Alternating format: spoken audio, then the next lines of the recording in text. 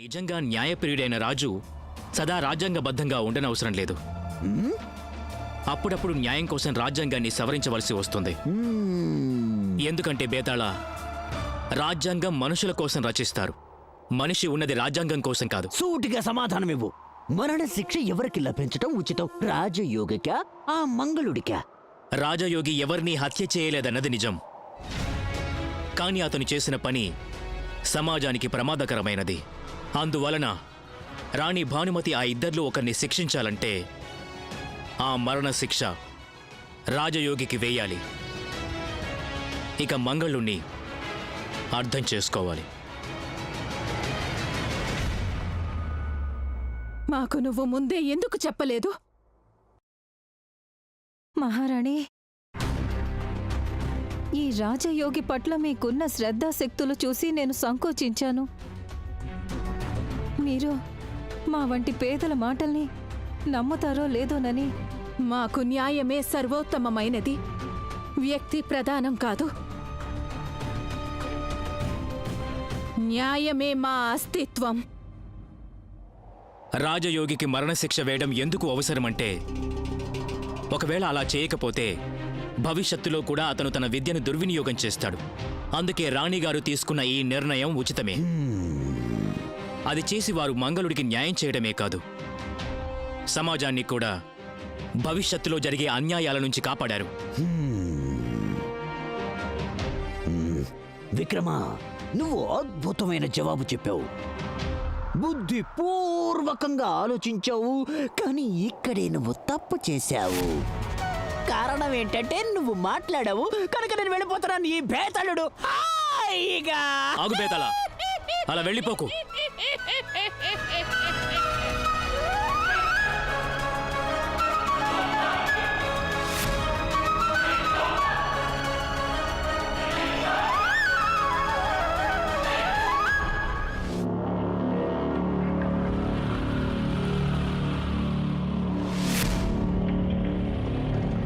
బేతాళ, నువ్వు మమ్మల్ని నీ కథలతో మభ్యపెట్టి పారిపోకు బేతాళ.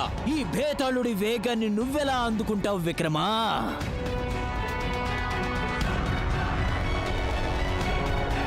ఆగు బేతాళ. బాగా మొండివాడివి నువ్వు. కానీ నీకన్నా మొండివాడు ఆ సూర్యుడు. ఆ సూర్యుణ్ణి చూడు. నువ్వు లేనప్పుడు కూడా సూర్యుడున్నాడు. భవిష్యత్తులో నువ్వు లేకపోయినా ఆయనుంటాడు.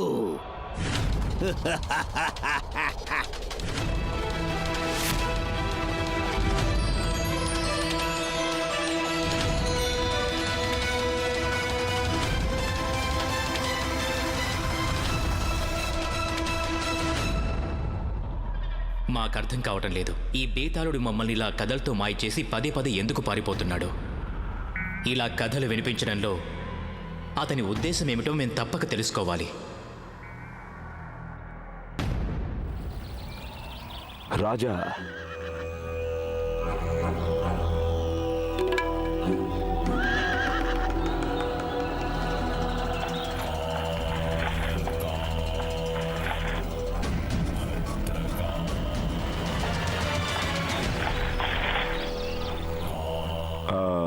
మహల్కి వెళ్లేందుకు నీకు ఆలస్యం అవుతుందేమోనని నేను నీ అశ్వాన్ని ఇక్కడికే తీసుకొచ్చాను.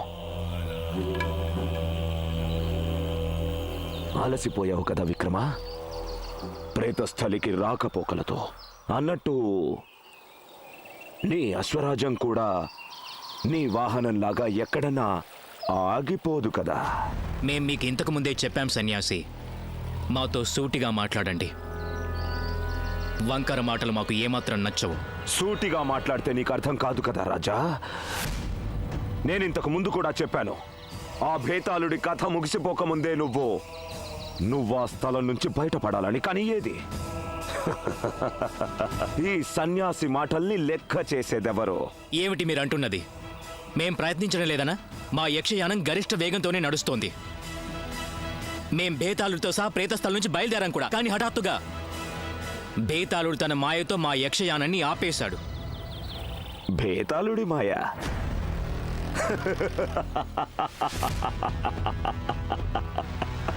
కానీ అర్థమైందిలే రాజా. భేతాళుడి ప్రశ్నకి జవాబివ్వడం నీకు ఆనందంగా ఉందేమో కదా. లోగడమేం విన్నానులే. ఎవరైనా ఒక జ్ఞానికి తన జ్ఞానాన్ని పంచే అవకాశం లభిస్తే ఇక అతనికి అంతకంటే ఆనందాన్నిచ్చే విషయం ఇంకేముంటుంది. మీరు మమ్మల్ని శంకిస్తున్నారా సన్యాసి?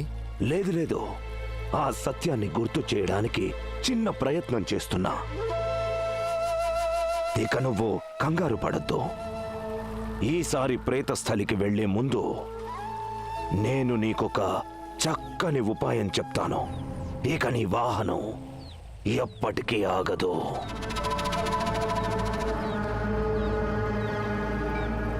మేం సూర్యాస్తమయంకై నిరీక్షిస్తాం.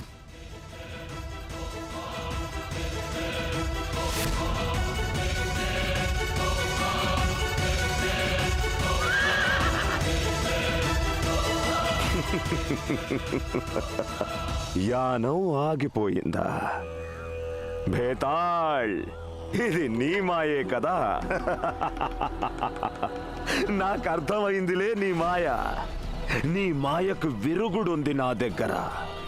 ఇప్పుడు నేను విక్రముడికి ఒక శస్త్రాన్ని ఇస్తాను. దాంతో అతడు ఆగడు, అతడి యానము ఆగదు. భవిష్యత్, భూత, వర్తమానాలను మించిన వాణ్ణి నేను. భద్రకాలుణ్ణి నేను.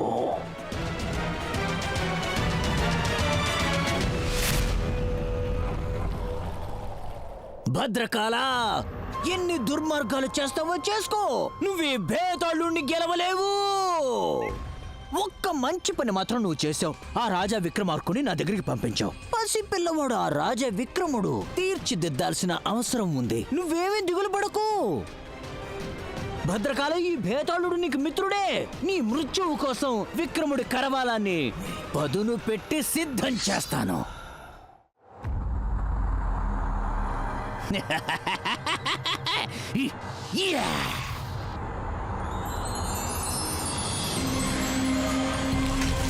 భేతాళా,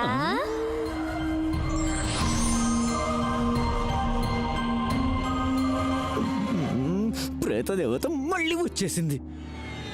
వసపిటలో లోడలోడ వాగుతుంది.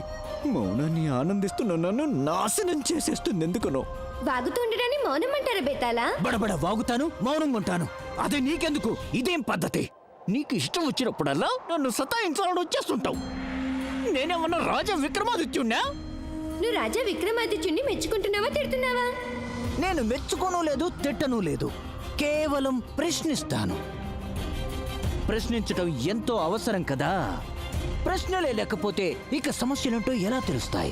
సమస్యలేంటో తెలియకపోతే ఇక పరిష్కారం ఎలా అవుతుంది? ఒక్కసారిగా ఇన్నేసి ప్రశ్నలా? ఇలా ఎన్ని ప్రశ్నలు అడుగుతావు భేతాళా? నాకన్నా ఎక్కువగా ప్రశ్నించేవారున్నారు. చెప్పనా ఎవరు? పిల్లలు. పిల్లలా? కానీ పిల్లల తల్లిదండ్రులు వాళ్ళని తిట్టి నోళ్లు మోయించేస్తారు. పిల్లలు ప్రశ్నిస్తే వాళ్ళని ఆపకూడదు. సరే, నీ ప్రశ్న ఏమిటో అడుగు. భేతాళా, నువ్వెందుకు ఇంత ప్రసన్నంగా ఉన్నావు? ఎందుకలా లొడలొడ వాగుతున్నావు? విక్రముడి సాఫల్యానికి. సాఫల్యమా? ఆ? వారు ఒట్టి చేతులతో వెళ్ళారే, నువ్వు లేకుండా. మరి ఇదేం సాఫల్యం? చూడు ప్రేతదేవత, నీకు బుద్ధి వికాసం ఎప్పుడు ఎన్నటికీ రాదు. అరే, అతని ఓటమే అతనికి విజయం. అతను ఎంతో చక్కగా రుజువు చేశాడు కదా తనకి న్యాయం లోతులు తెలుసని. అయితే ఒక మాట, న్యాయశాస్త్ర నైపుణ్యం శాస్త్ర పఠనం నుంచి వచ్చిందా లేక జీవితానుభవం నుంచా? బేతాళా, ఇప్పుడు నువ్వేం చేయబోతున్నావు? ఈ విషయం తెలియాలంటే స్వయాన న్యాయశీలుడు విక్రమాదిత్యుడు జీవితం మీద అన్యాయం దెబ్బ కొట్టినప్పుడు అప్పుడెలా నిభాయిస్తాడో చూడాలి. ఎంతవరకు వెళ్ళగలుగుతాడు మీ రాజా విక్రమార్క మహానుభావుడు.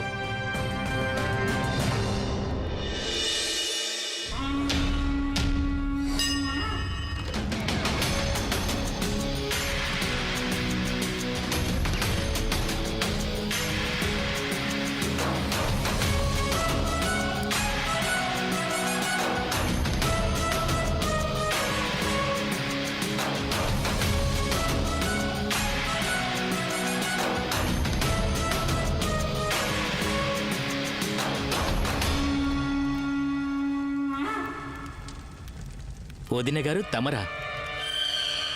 ఏం మరిది గారు, మేము మిమ్మల్ని స్వాగతించకూడదా?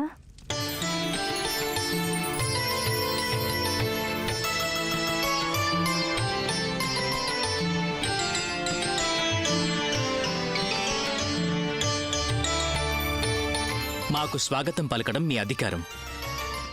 కానీ మహారాణి గారెక్కడా? నన్ను ఏమని చెప్పమంటారు మరిది గారు? వారికి నచ్చ చెప్పాలని మేము ఎంతో ప్రయత్నించాం, కానీ వారు మిమ్మల్ని ఎంతగా ప్రేమిస్తున్నారంటే, వారికి మీ పట్ల ఎంత ప్రేమంటే మీ దీర్ఘాయుష్ కోసమని వారు సాత్పూర వనాలకు వెళ్లారు వృక్ష పూజ చేయడానికి.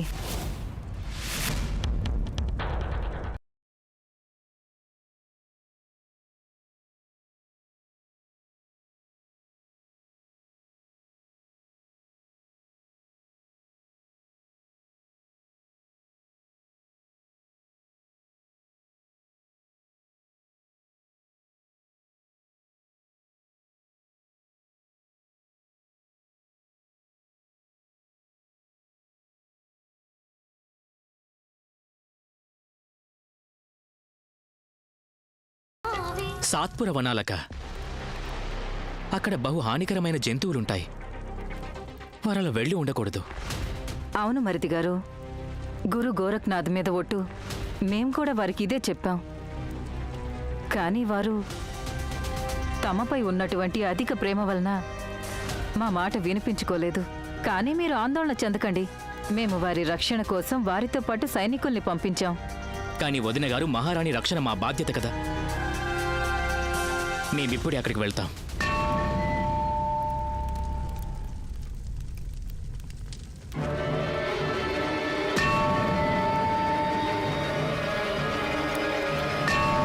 న్యాయ ఘంటానాదం.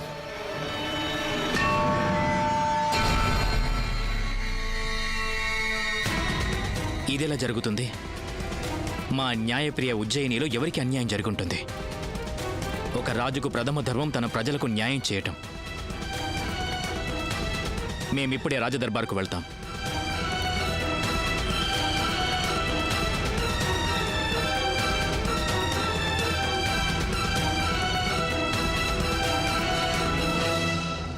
ప్రజలకు జరుగుతున్న అన్యాయాలే నీకు కనిపిస్తాయా విక్రమ? కానీ మా పుత్రునికి జరిగిందే అన్యాయం, అది కనిపించటం లేదా? ఏం పర్వాలేదు మరిది గారు, ఇలాగే మీరు మమ్మల్ని చిన్న చూపు చూస్తూ ఉండండి. కానీ మేము మా పుత్రుణ్ణి ఈ సింహాసనంపై అధిష్ఠింపచేస్తాను. మా గురుదేవుని మీద ఒట్టు.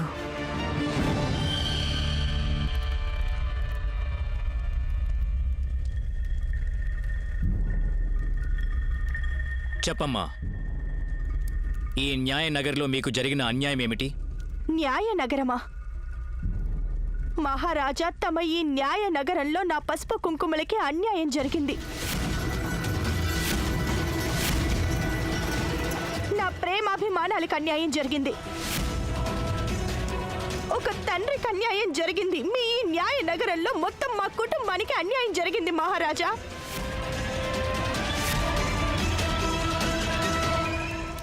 క్షమించాలమ్మా, కానీ ఒక్క మాట చెప్పండి, మీరు ఈ రాజ్య వాస్తవ్యులే కాదు కదా?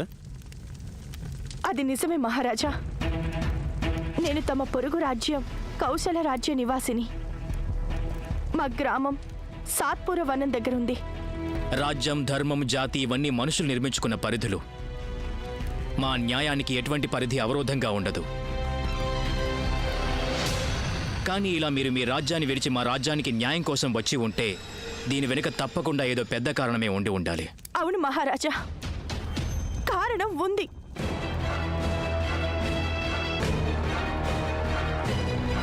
కారణం ఈ బాణం. ఇదే నా భర్త మరణానికి కారణం.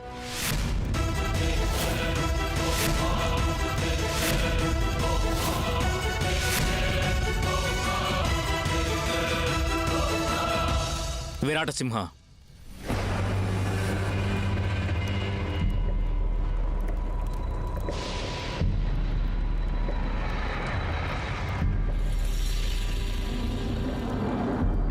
మహారాజా, ఇదొక రహస్యాస్త్రం.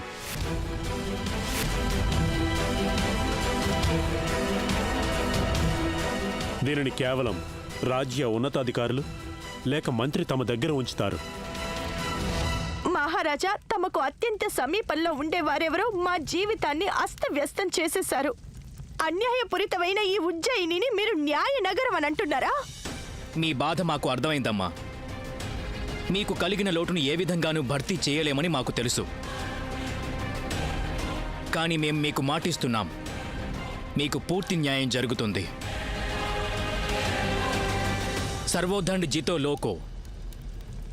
లోకంలో దుర్మార్గాలు చేసేవారు, అపరాధాలు చేసేవారు, అన్యాయాలు చేసేవారిని కేవలం శిక్షతో నిరోధించవచ్చు. మేము చక్రవర్తి సామ్రాట్ విక్రమాదిత్యులం వాగ్దానం చేస్తున్నాం. మీ భర్తను హత్య చేసిన వారు ఎవరైనా సరే, వారు మాకు ఎంతటి ఆప్తులైనప్పటికీ మేం వారిని మీ ఇచ్ఛానుసారం శిక్షిస్తాం.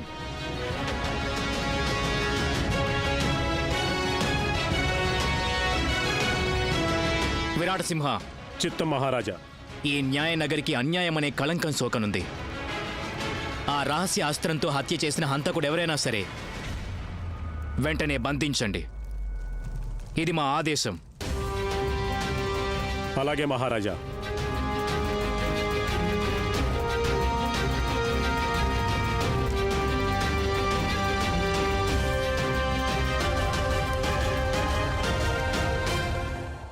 చూడు ప్రేతదేవత, ఇప్పుడుంది నిజమైన పరీక్ష. నిజంగానే రాజా విక్రముడు న్యాయప్రియుడా లేక ఇదంతా అహంభావమా? బేతాళ, అంత సంబరపడిపోకు. వారేమీ సాధారణ వ్యక్తి కారు. న్యాయప్రియులు విక్రమాదిత్యులు వారు. న్యాయం చేసేందుకు వారికి క్షణకాలం కూడా పట్టదు. చూడు ప్రేతదేవత, న్యాయం గురించి అసలు నీకేం తెలుసు? న్యాయం అనేది భావాలకి, వ్యక్తిగత లాభానికి, హానికి, రక్త సంబంధీకుల ప్రేమకి, వారి జీవితానికి సంబంధించింది. ఎందరెందరో న్యాయపథాన్ని వదిలేసి స్వార్థపరత్వంలో కొట్టుమిట్టులాడారు. మా రాజా విక్రమాదిత్యులు అలా చెయ్యరు.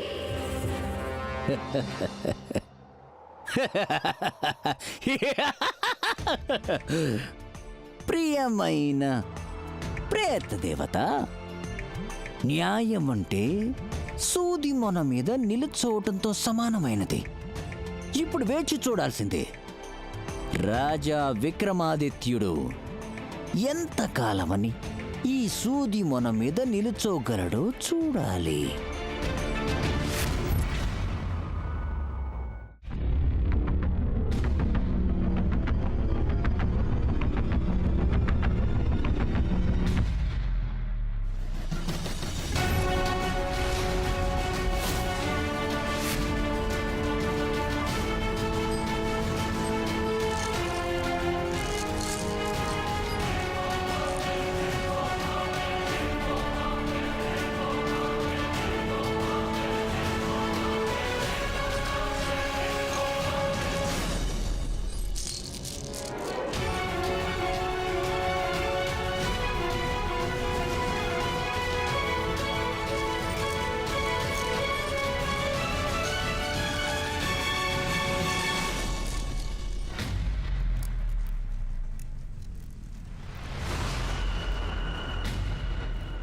మహారాజా, వీరిని ఇలా బంధించినందుకు నన్ను క్షమించండి. కానీ మహారాజా, నేను అసక్తుణ్ణి. ఒక అపరాధిని వెతకమని తమరు నన్ను ఆదేశించారు. ఆ అపరాధి వేరెవరో కాదు, వీరే.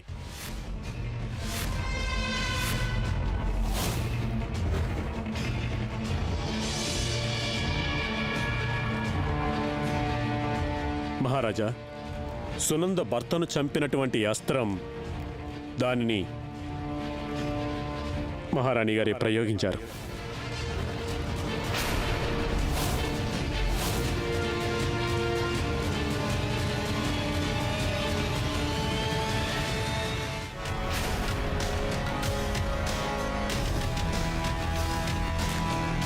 అపరాధం చేసిన వారిని అపరాధి అని అంటారు సేనాపతి. మహారాజు, మహారాణి అని అనరు.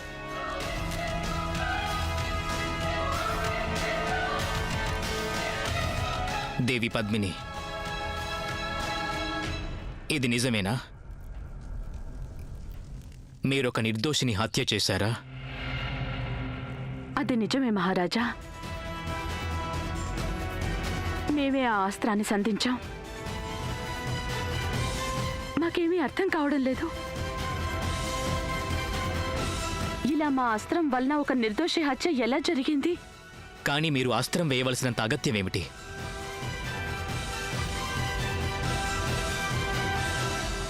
మేము మా మాంగళ్య రక్షణ కోసం, వరపూజ కోసం సాత్పురకు వెళ్ళాం. మహారాజా, అక్కడ